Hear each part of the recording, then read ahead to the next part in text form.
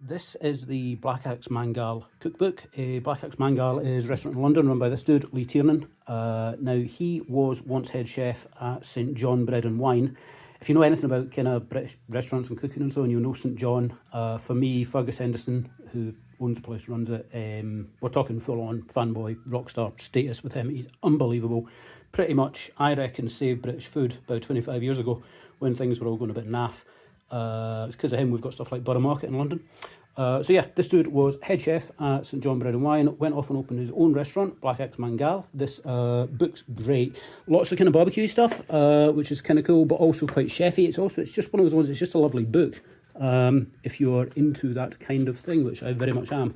But yeah, so today I am going to try and make the crispy fucking rabbit, which is their take, there we go, their take on KFC. So there you go, that's what theirs looks like. It is another rabbit one. Look, I know not everybody's going to like rabbit, not everyone's going to be able to get it. You can substitute it quite easily, you know. If you don't fancy rabbit, go out, catch a bunch of squirrels, tie them together, I'm sure it'll work. Or just use chicken. That'll be good too, I'm sure. So this is how they serve it with the sides. You'll see, not making this one isn't going to look like that. I'm just doing this out of necessity with the things I can get, but I think it's still going to be pretty good. Right, I've just jointed my rabbit up. Your butcher will do that for you, it does say in the book as well. The recipe, wee bit annoying, calls for a large rabbit. Now, it's kind of open to interpretation, isn't it?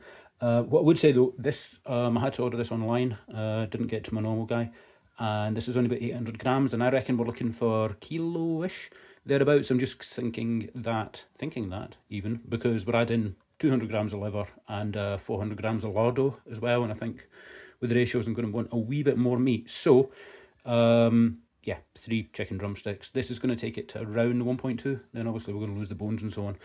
I'm just going to fry this off until golden brown, according to the recipe. Bit of olive oil, bit of salt.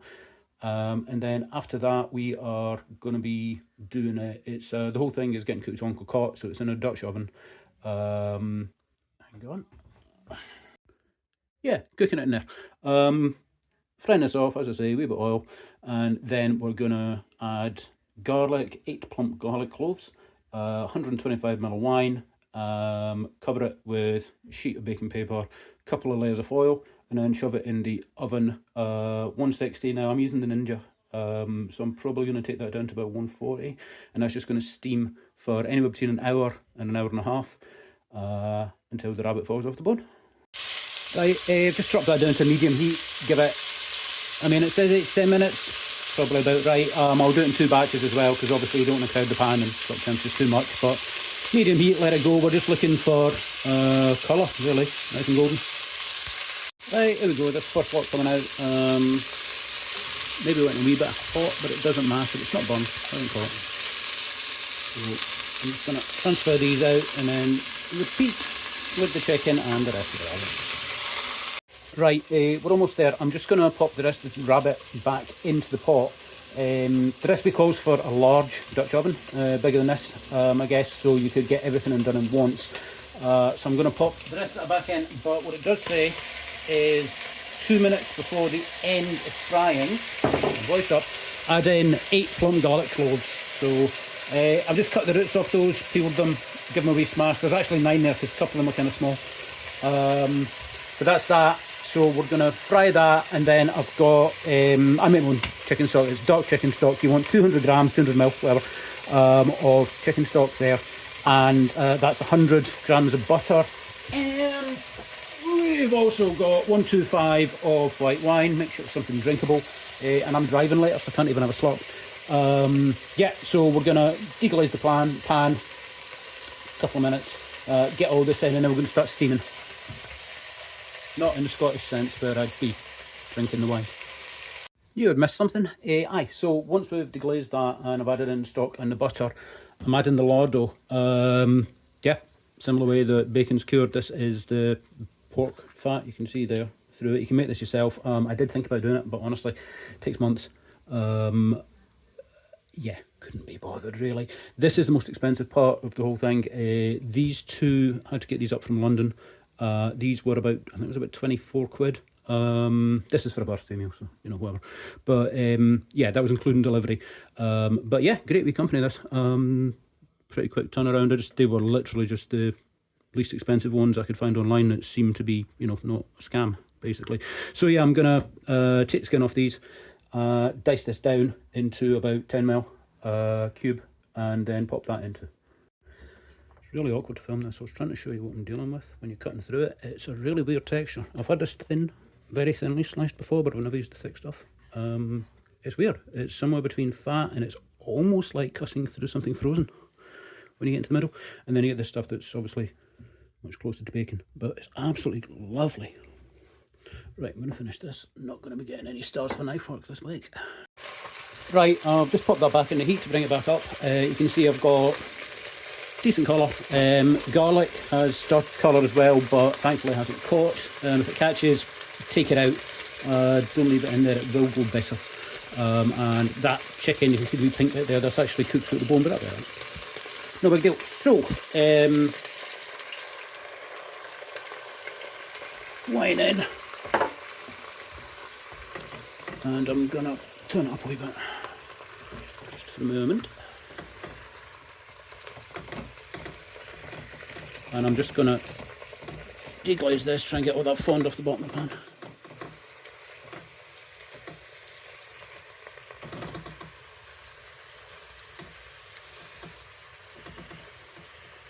And yeah, my other cocottes are enamel, but I haven't used the non-stick one, but I'm sure we'll live.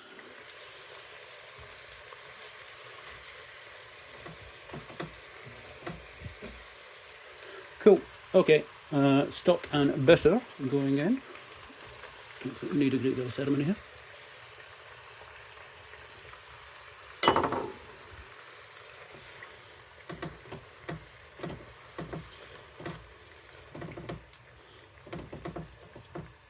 Give that a mix, I'll be back in a sec.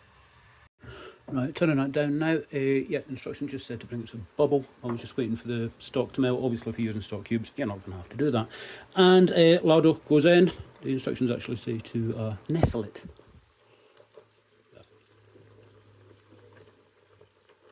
So a lot of lardo, a lot of nestling. That's okay. I kind of feel like I actually didn't want to boil that. But hey, that's okay. We'll bring it down. Only be in a few seconds, then we'll get away with it. Cool. So I'm now going to cover this. Right, I've just realised I misread that. The lardo is supposed to say whole at this stage. Then you take it out, skin it, cube it, mix it back in with the meat and the reduced liquid. Don't think it's going to matter that much. I've just put a paper cartouche under here, double layer foil, lid's going on. 90 minutes, 140 fan, I'm guessing 160 otherwise. And that's what we've got. Okay, I've now to remove the meat to a bowl, flake the meat. It stipulates do not shred it. This is the bit where you'd take the lardo out, skin it if you needed to, and dice it. Obviously, I fucked that up. So I'm just going to use a spider to remove that to a large bowl. Shredded meat, flaked meat, sorry, goes in with the lardo. And then we knock this down by half, the liquid. And in addition, I've got a pan out there because I'm going to have 200 grams of chicken livers getting fried for about 3 minutes, so obviously they're not over. Chop that through, add the lot together, put the liquid in. We're getting there. I've got as much meat off the rabbit as I can. Just to point out though, the recipe does mention to watch for bones, and there are lots and lots and lots of tiny little ones, like the ribs are like needles. I know that it's common in some countries to wear gloves all the time if you're dealing with this kind of stuff. I would say if you do that, be very, very careful because you might miss some of the bits, and obviously you don't want to choke yourself. Right, so don't think it says this in the recipe, but that's a tablespoon of butter, wee bit of olive oil, drop it down in, get them frying, that's the livers in. Right, there we go. So take the livers off. It's about 3 minutes, right enough to cook them. You want them so they're just cooked, really, because this whole thing is going to get fried again when the terrine's finished. The recipe does say to put in offal from the rabbit. My rabbit came without offal. I don't think it's going to make that much difference. I've got ox kidney, and I thought about maybe use a wee bit of that, but it's frozen, too much hassle. Right, pretty much there. Quarter of a bunch of parsley. It calls for flat leaf. I don't have any. I've only got curly, but I'm sure we'll live, so I just picked that and rough cut leaves. And you also want 2 teaspoons of mustard. In the recipe, it's 1 teaspoon of Dijon, 1 teaspoon of red grape mustard. I don't have that, so I am going with the trusty Primat Polish stuff. Doesn't really have much heat to it at all. Decent flavour though. That will do.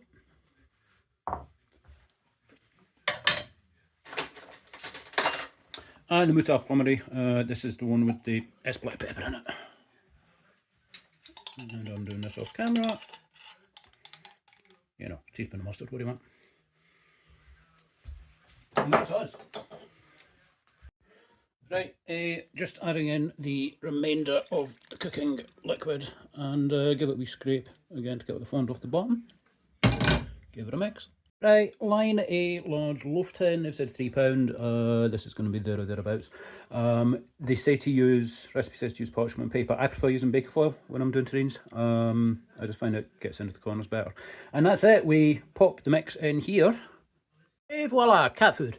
No, it's actually very nice. I'm tasting as I go, by the way. They do say to check for seasoning and so on, but that kind of goes without saying. Right, second tin, same size, on top of this one, weigh it down, pop it in the fridge, 8 hours apparently. Let's see how long it takes. And there we go. I've given that a good press to get it started, to the point where the damn thing's actually leaked out a wee bit, which is a bit annoying, but I'll live. Yeah, 8 hours in the fridge, and I've got a birthday cake to make. Joy! Right, it is the following day. This has been a bit of a process. I've actually ended up filming this over 3 days because of getting cold away and stuff, but that's okay. So yeah, I decided to let this set up overnight in the fridge. I actually put a 2 kilo dumbbell weight on top of it as well, just for maximum pressage. So, fingers crossed, let's see if this works. Ha, that's not the best of starts. Right, minor panic, but it might be okay. Yeah, sweet. Oh, it's just the fat that stuck it. Right, okay, cool. That looks okay. Cool, so the idea here is I am going to turn this out, cut it into slices. It's going to get paneed. I haven't got room to show you that, but, you know, flour, eggs, breadcrumbs, whatever. And then fried. And that's it. So let's see if it turns out. Do I want to do this on the board? Yes, I do. There we go. I had to use the trusty silicone spatula again to get it out, but there's just so much fat in the bottom of it that everything kind of stuck, even though the tin's non-stick. But yeah, this looks pretty good. I'm going to slice this and start the panning and stuff. Just show you a wee cross section there very quickly. I used a Suntoku there, made it a little bit easier I think. It is starting to go a wee bit at the edges, it's just as it's warming up and I've got warm hands as well. You're kind of against time here when you're doing this, but I'm going to get this done, get it back in the cold. And there we go, got 12 of them. A couple of bits did fall off here and there, one of them cracked a wee bit, but it's not too bad. I'm going to hold one of these back and I'll cook it off, show you a lot how it comes out. The rest of them are getting used later on today. I'm going to fire these in the freezer for a couple of hours, just to let them all set up before I transport them. The recipe has a couple of serving suggestions showing what they serve with the C.F.R. in the restaurant. One of which I'm going to make, one of which I'm not. The one I'm skipping, it does sound nice. It's an apple chili sauce. So that is, it's apples, it's apple juice, apple cider vinegar, shallot and shallot, garlic. And then the only thing that's a bit weird as well, palm sugar. I mean, why not, you know, but I don't know. I just think if you're doing, particularly if you're doing it with rabbit, I think subbing that out for raisin would work really nicely, but you know, not my recipe. Yeah, and the other reason, well, that's not why, the reason I'm not doing it is this. I think you'll be able to see there, we do have 1 or 2 hot sauces on the go, and there's some more than another cupboard too, so it doesn't seem like there's a lot of point in making any. But I am going to make the pickled mouli. Aye, so a mouli or daikon, Japanese radish, it's the big long white one. Very good, very good. No, Nathaniel, it takes me right back to our wedding night. Can occasionally get it here in like Asda, bigger superstores and stuff, but I'm not going to risk it, I'm short on time. So I've got a couple of these, just mixed radishes out of Morrison's. The way the book says that they present it is the mouli, they use a mandolin, which I'm going to do, but they do it in kind of shoestrings, I think they call them, which would be lovely, and I'm sure they're going to take that and twist it, pile it up, nice presentation, nice mouthfeel, blah, blah, blah, blah, blah. I'm making do with what I got. I am going to mandolin these, get them nice and thin, but obviously they're going to be slightly different shape, but hey. So to begin with, yeah, 300 ml of white wine vinegar, 150 grams of sugar, 4 to 5 star anise. Now, don't quite know what's going on. It's not something I use a lot of, and I could swear I've got some, but I can't find the bloody stuff. So I'm going to go with a couple of teaspoons of fennel, a couple of teaspoons of caraway. I think that'll work pretty nicely. And that's it for this bit. I'm just going to give this a whisk. Try and get some of the sugar going. So recipe says it just says simmer it. Whether that means bring it to a simmer, I'm not sure. I'm assuming that I'm going to do this until the sugar's gone, so that's going to take a few minutes. And then you want to leave this and let it cool completely. Yeah, that's not too bad. See what we get, other than bits of thumb. Can't really use a guard on these, too small. I'll put the gloves on. But yeah, I think that's okay. That's about as fine as it's going to get. So I'm going to go ahead and do these. It's going to take a little while, I won't bother showing you. Okay, that only took a few minutes, and this is what I've left. There's more than enough here, I think. If anything, it's probably a bit too much.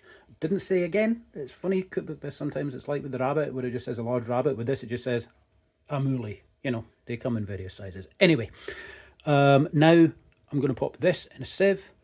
Tablespoon of salt on there, give it a mix, or indeed it says toss it, whatever. I think it's a bit too much there, but it doesn't really matter. Then I'm going to let that sit for 10 minutes, and the salt will leach out some of the liquid from the radish. Right, that has been nearly 15 minutes actually. And yeah, that's pretty good. Hey, probably got, what, 50 ml maybe?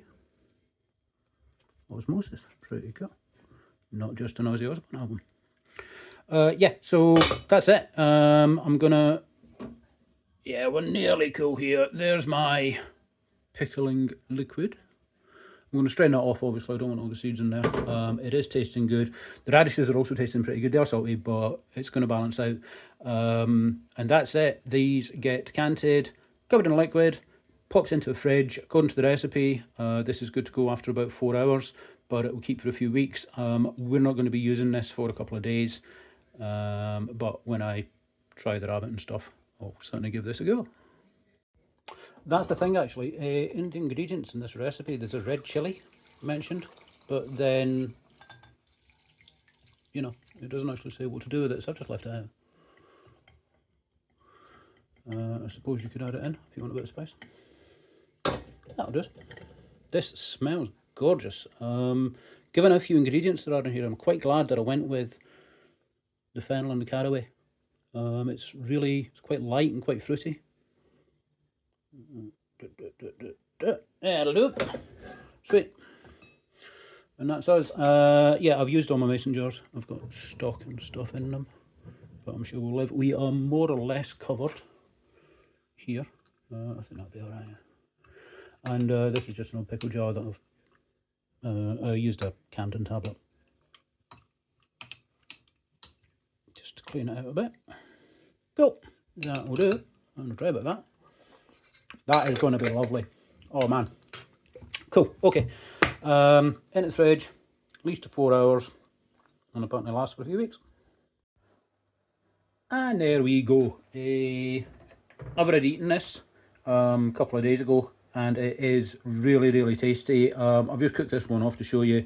So yeah, there's your pickle. I think you can see it's a pretty lurid pink. That's just the colour that's leached from the radishes, obviously. Good flavour. I actually dumped half of the caraway and fennel seeds back in just to give it even more flavour, even though I said I was going to take them all out. It's quite subtle. I think if you are a big fan of licorice and stuff, then absolutely go with all the anise. I can take it or leave it, and I think for me this works better. I'm having a munch. And yeah, these I shallow fried these the other day when we were all having them. This one, just to try it, I've just bunged in the Ninja. I gave that 15 minutes at 200. Now, this was the one where the pan didn't really take too well, so that's me, that's nothing to do with the recipe. But I would say it's a wee bit looser, it's falling apart. So yeah, shallow frying, definitely the way to go, I'd say. Yeah, and I'm just shoving a bit of the... This is amazing, the Ballantine's Sriracha. It's a limited edition, but if you can get it, absolutely pick it up. Flavour-wise, I think most of the flavour in this is actually coming from the lardo. I will say it would definitely work with chicken. Excuse me. Yeah. It's crunchy. It's crunchy. The rabbit flavour is very mild. If you're doing it with chicken, I would say just get a load of thighs. Don't mess around with breasts. It's just not worth it. Or drumsticks or legs. Certainly. Do it. Aye, that would work better actually thinking about it. Just do whole legs, bone in. Get about 1 kilo of those. That will work. The stock you use as well. I can taste my own stock in that quite a bit. So make sure you're using the stock that you actually, I know it sounds daft, but you like the taste of, you know. Otherwise, great wee book this. Might do a couple more recipes out on here, I don't know. I won't bother showing you because I know some folk are funny about gore, but something I'd forgotten is that it does actually have, like, I think it's about 4 or 5 pages dedicating to showing you how to completely butcher a hare, including like a full page diagram of it all kind of exploded out so you can see all the bits and what you should have. Yeah, it's quite good. So there you go. This worked. I'm pretty happy with it. We had a couple of bits each, which was certainly enough. And you see in the thumbnail, I did a wee baby leaf salad, just walnut oil and balsamic and stuff. And the dacquoise, which you haven't seen yet, that's coming. That'll be the next video. The pudding was absolutely spectacular. Yeah, so there you go. All right, cheers.